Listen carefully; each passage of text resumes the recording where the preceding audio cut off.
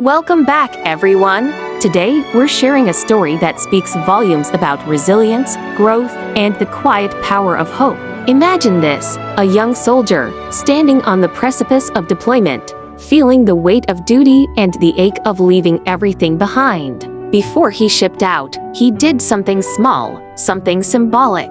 He planted a sapling, a tiny promise of life and continuity in a world that felt so uncertain. He watered it, he nurtured it in his mind, and then he left, carrying the hopes and fears of a nation on his shoulders. Years passed.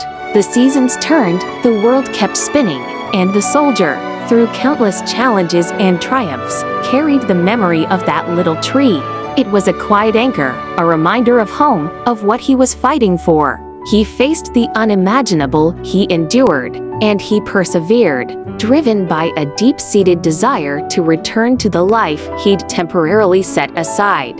And then, the day came. The uniforms were shed, the goodbyes were said, and he finally walked back onto familiar soil. He returned to the place where he'd planted that small seed of hope. But what he found wasn't just a tree, it was a testament.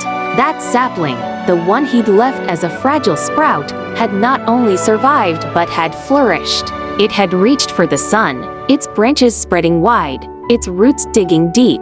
It stood tall, a majestic presence, a living monument to time, patience, and the unwavering force of nature. It was taller than he remembered, taller than he could have imagined. A silent, powerful witness to his own journey. In that moment, standing before this magnificent tree, he saw more than just wood and leaves. He saw the echoes of his own resilience.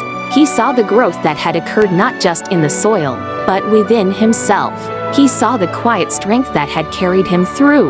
The tree, in its silent grandeur, mirrored the very spirit of perseverance he had cultivated within his own heart. It was a profound, unspoken conversation between a man and the living embodiment of his enduring spirit.